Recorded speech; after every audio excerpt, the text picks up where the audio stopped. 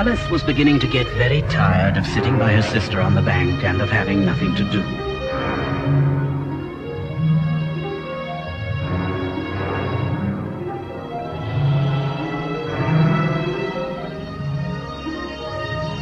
Once or twice she had peeped into the book her sister was reading, but it had no pictures or conversations in it, and what is the use of a book, thought Alice, without pictures or conversations?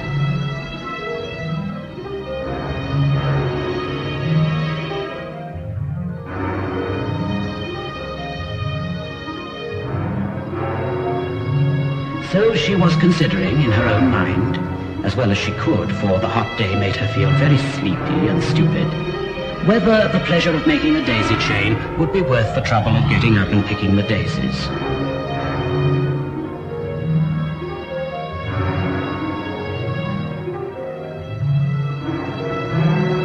When suddenly, a white rabbit with pink eyes ran close by her.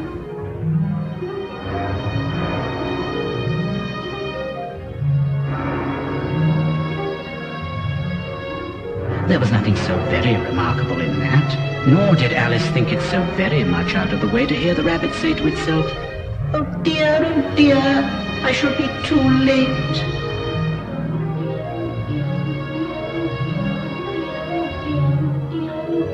When she thought it over afterwards, it occurred to her that she ought to have wondered at this, but at the time it all seemed quite natural.